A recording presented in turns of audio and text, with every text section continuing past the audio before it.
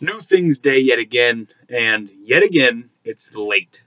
But somebody said it one time, better late than never. So here we go. Comics, vinyl, books as normal, plus a bonus book that it's not included in the ones that I saved. Comics first, Action Comics 962.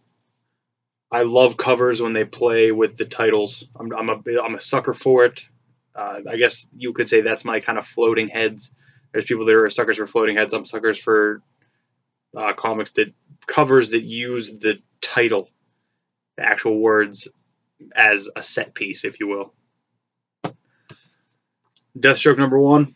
I wasn't sure if I was going to pick this book up, but the cover, I really enjoyed it, and I missed out on the last Deathstroke series, and after I didn't get it, and then I'd see it come in every week, I would get bummed out that I wasn't on it. So let's hope it's good. I'm hoping it's good. We'll see. Blue Beetle #1. Unless I'm wrong, I think this has both that Jamie or Yang, I can't remember his name, the kid, as well as Ted Kord in this, I think. And that is kind of what sold me on it, because if the original Blue Beetle's in here as well, then I am so about this book. I still enjoy the other Blue Beetle, the Blue Beetle, but I might not stay on it if Ted Kord's not actually in it. Even if he's not wearing the mantle. Wonder Woman #5. With very broad shoulders. She definitely has been working on her upper back and shoulders. She is looking mighty ripped in this picture. Although I did like it more than the other one. I don't know why. Detective Comics 939. Red Robin there. I didn't have a choice on covers of this one. It just kind of happened. This is the one that was in my basket. Whatever, I'm cool with it. I don't hate it. Archie #11. Archie looks weird, but other than that, the cover is great. Love the cover. If you take out Archie's face, it's a great cover.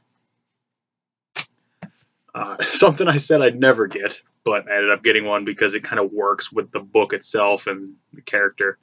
I got a Marvel Some Takeover variant cover for Deadpool 17, and I think this is the only one I've seen that works. The other ones are weird. This one works because Deadpool's breaking the fourth wall. He's a lovable guy. Not really. He's cuddling these Sums. I just like it. I'm a fan of this cover, and I like it better than the other one with Madcap on it. Madcap is just a sloppily produced character in my mind. It's just a generic bad guy, if you will. Uncanny Inhumans Annual #1, which on a normal week would have upset me because it's $4.99. Doesn't need to be. It's a little bigger. Who cares? But it didn't upset me this week because this Mighty Morphin Power Rangers Annual #1 wasn't $4.99, wasn't $5.99, wasn't $6.99, but $7.99.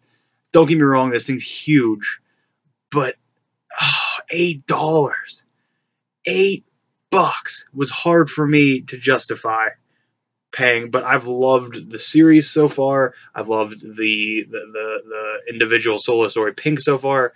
So I'm sold. I can't help it. My nostalgia got the best of me on this one, and it's mine.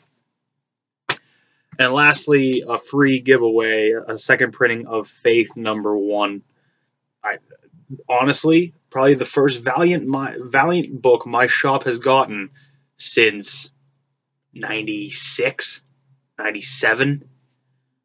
Because Valiant does not sell in my area. Nobody gets Valiant. There might be one guy who's subscribed to Valiant who gets maybe Archer and Armstrong in their bin.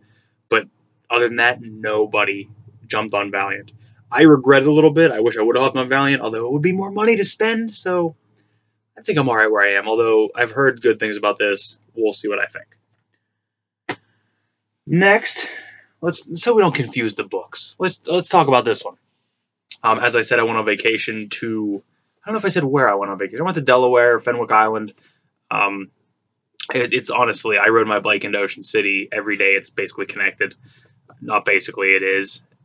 But I was riding my bike, and I came upon this park that I rode my bike through, and I saw a little box by the side of the trail. It was paved. It wasn't really a trail. and it said the free library. And I saw it when I drove past once, or when I rode my bike past, and I didn't stop, and I kept thinking about it the whole time. So I actually went around again to see it, and it's basically just a free lending system. You bring a book, you take a book, you leave a book, and I didn't have a book on me to leave. So the next one of those I find, I will be putting a book in there without taking one. But I did take a book, just kind of. It's the first time I've ever seen one. I was super excited, and I found a book that I was interested in. Edward Bellamy's Looking Backward, 2000 to 1887. A utopian American story, I guess. I've never read it, but I read the back and it sounded awesome. I like the look of some of these Signet Classic books as well. So I'm actually excited to read this. We'll see how that goes. Now, vinyl time. I pre-ordered this. This came in 2 weeks ago, and I kept forgetting to put it on here. I pre-ordered this a month ago, maybe, and it just came in. Well, it just came in 2 weeks ago. I just said that. Idiot. This is the Depression Sessions by Nuclear Blast Entertainment, Nuclear Blast Records, with the support of Good Fight Records and Rise Records. And that is because it's a mini album, if you will. The story behind the Depression Sessions is these three bands, Thy Art is Murder, The Acacia Strain, which is my favorite band, and Fit for an Autopsy. They all got together in the studio and laid down just these three depressing, uber heavy, just grinding, groaning songs, originals that were never anywhere else. And then on the B side, they all recorded a cover. And so you have three originals from the band and then three covers from the bands. The A sides, I think, are great. I think the Fit for an Autopsy one, it's a little out of place. It still works, but coming off the first two, there's kind of a disconnect there for me. It's kind of a different sound. The covers are as follows. Thy Art is Murder covers Du Hast, the Rammstein cover. The Acacia Strain covers Black Hole Sun, which is just so filthy and grimy. It is great. And then Fit for an Autopsy covers The Perfect Drug by Nine Inch Nails, and I'm not a Nine Inch Nails fan, but the song actually works. The vinyl itself it's pretty. I wouldn't bust it out if it wasn't. It is beautiful. It is kind of this clear green, this transparent green, or greenish blue. It might be teal with a white splatter. I'm a huge fan of the way this looks. It looks great spinning, too. This thing's already been on the turntable a bunch. The other thing about this is to be played at 45. And when I put it on initially, I started playing it at 33. And wow, is it more dark and depressing when you're playing it that slowly. Oh, boy. I thought I was going to just start swallowing things just to choke to death. That's how depressing it was at 33. Next, I'll go quickly because nobody wants to be around this long. I'm going on a hike. I gotta go. I don't have to, but that's where I'm going. And by hike, I mean hike, but in reality, I'm going to hatch pokey eggs. I'm not gonna lie to anybody here. I tell the truth. I live my life. Live yours. Don't judge me for who I am. Book time. Soft as Silk by Gene Randall, or Randall.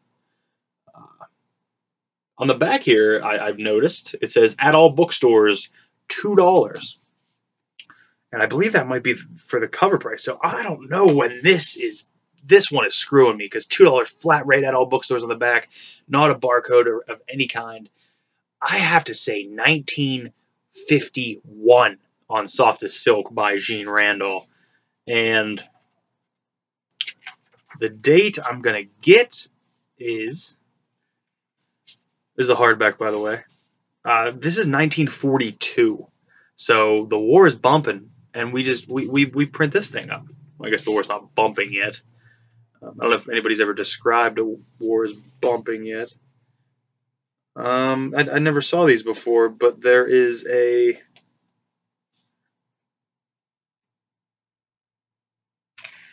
There is a paper in here, kind of a fine writing paper. And then there is a envelope in here as well. A couple of, nope, just one envelope. But it's stuck to another envelope. The strip has actually adhered itself. I want to get it without ripping it. It looks like it's from Aruba. Looks like it was sent from Aruba. It was sent from Aruba by an R. Havlin, unsolicited. It says on here to Mr. and Mrs. L.M. Barry. That's something cool to find in a book, though. That's interesting. Might have to do some investigation. And by investigation, I mean put it back in this book, forget all about it until I go to read this, and then reinvigorate the idea. But I have no idea what this is. It's a hardback, and the dust jacket is like folded down and then protected by like a little leather strip. I've never seen it before, and I'm weirded out by it, but impressed by it at the same time. I don't know. I said I was going to hurry up, and I took 15 minutes on that book. Next, we have Knave in the Game by Lawrence M. Janifer. This is a doubleday science fiction, a book of short stories. I know nothing about this. I just know that it said science fiction, and I will get involved. Cover price on this $12.95. So at $12.95, it couldn't have been printed in any other year than 1963. That's it. Ooh, that sounds early. I don't know if I like that at all. I sounded so confident to myself. I don't think I like it anymore. The year this was printed, it's going to be the 80s. It's going to be, it pissed me off. 87. What the hell was I thinking? Who's going to buy a book for $12.95 in 1963? An idiot. Next up, and this one made me laugh when I grabbed it, and I grabbed this one especially for myself because I need to read it just to see the difference in teachings now. Even though I haven't read one of these, we'll get to it. Even though I haven't read one of these now, I want to see what they're saying and how life was back then. This is Dale Carnegie's How to Stop Worrying and Start Living. So we have a self-help book that I grabbed, and that's something I need to do. I worry 24 hours a day about everything. $9.95 cover price on this.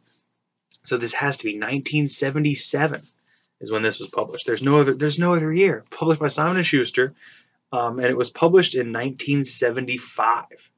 Although it looks like it was copyrighted in 44, 45, 46, 47, and 48. So maybe this book came out in the 40s, but the copyright was renewed in 75, which is when this was published. So this should be interesting. And it does not say anywhere that it's revised. It doesn't say anything at all about that. So this should be fun. And by fun, I mean dull and uneventful, I imagine.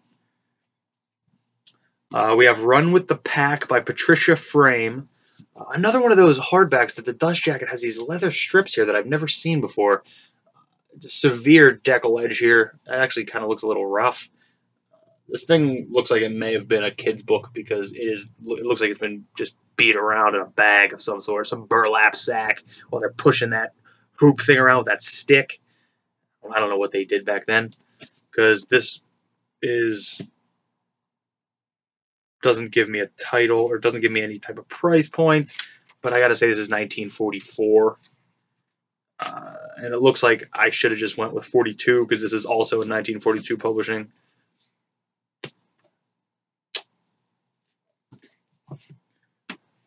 Next, we have Specimens of the Pre-Shakespearean Drama, 37 plays from the Norwich pageants to the Kid Spanish Tragedy. This is in 2 volumes, but this is volume 1. Published by Dover, it appears. Cover price on this is non-existent, but it was published in the year 1967. Wrong. This Dover edition. It says this was first published in 1967, but I don't know if this is a reprint. I'm going to go with it's not, that it's the first edition. Originally published in 1897, but this is the 87? 67? 87? Who cares? Who cares? Nobody. Who am I doing this for? 67. 1967. Next we have, oh boy, my mouth hates this name because I can never do it properly. I always butcher the middle of it. We have Edward Crankshaw's Khrushchev, A Career. Hardback, no dust jacket on her. Khrushchev. Khrushchev. Oh, I hate it. I hate it. Slight deckle edge on the side here. Published by the Viking Press. This is copyright 1966. So, just an interesting pickup. If I want a political read at some point from a different point of view, which I like to read sometimes. And lastly, oh boy, the whole stack just fell over.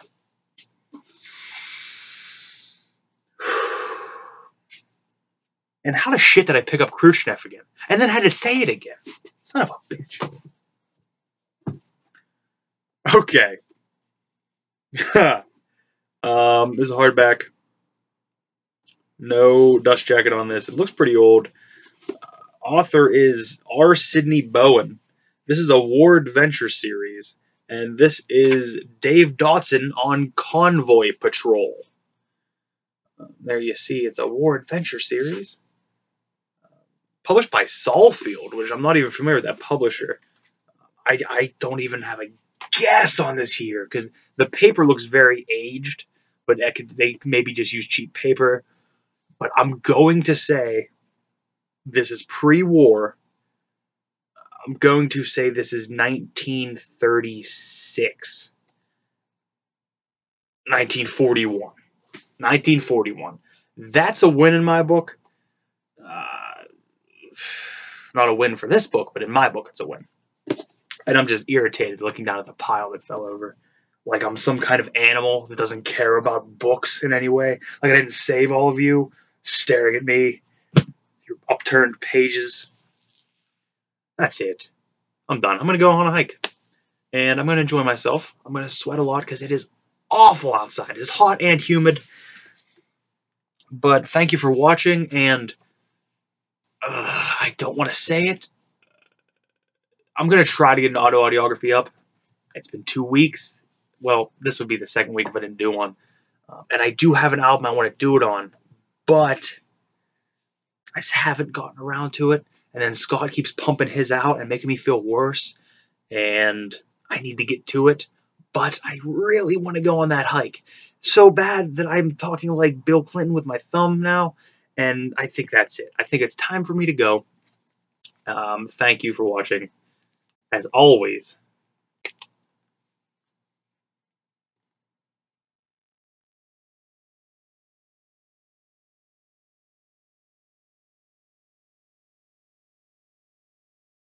Khrushchev. I hate it.